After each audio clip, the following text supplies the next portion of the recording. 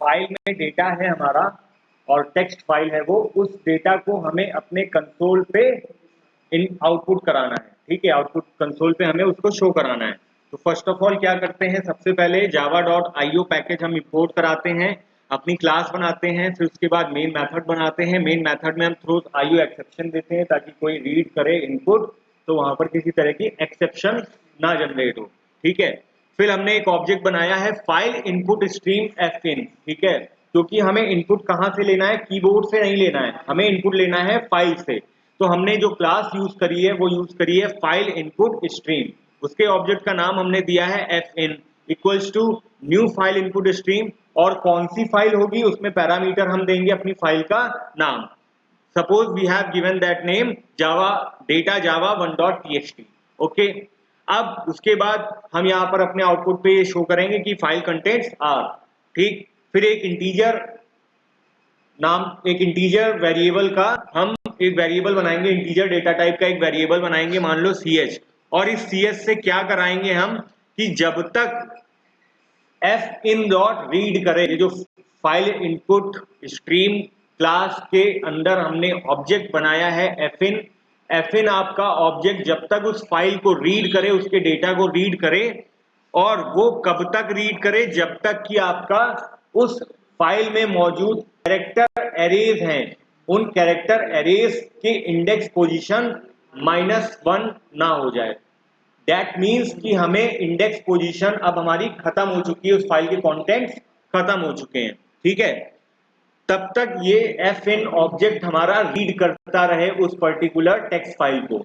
जैसे उसको -1 index position मिली, file को रीड करना बंद कर देगा। ठीक है, उसके बाद अब क्या करेगा, ये फाइल की कंडीशन के साथ क्या होगा, हमारा system dot out dot print, यानी कि जो हमारी प्रिंट स्ट्रीम क्लास है ये कहां होती है, आउट क्लास के अंदर, सिस्टम क्लास के अंदर।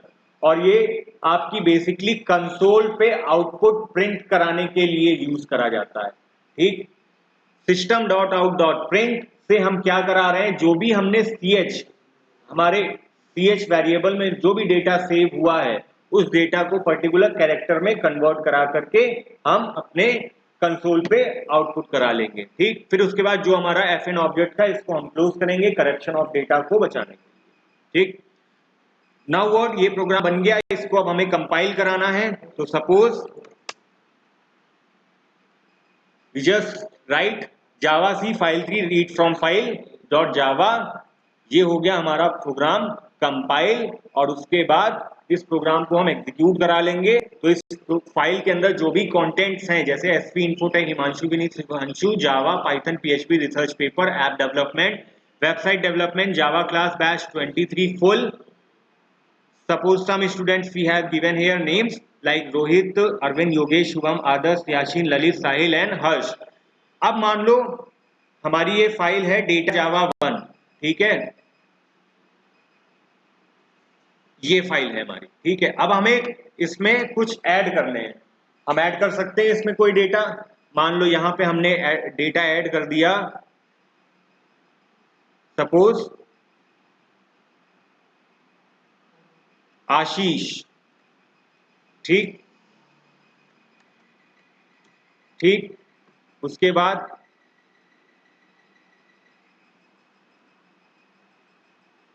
हिमांशु।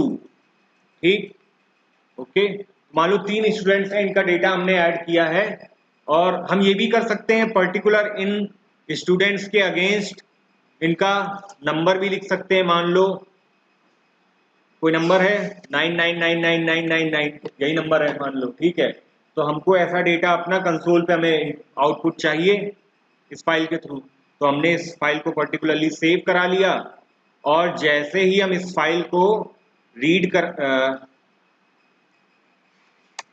एग्जीक्यूट कराएंगे तो हमारा डेटा यहाँ पर अपेंड हो जाएगा। ठीक, ओके, तो इसका मतलब क्या हुआ, और डेटा अपेंड करने के लिए, ठीक है, ये चीज है, यहाँ से इस तरह आप कर सकते हो।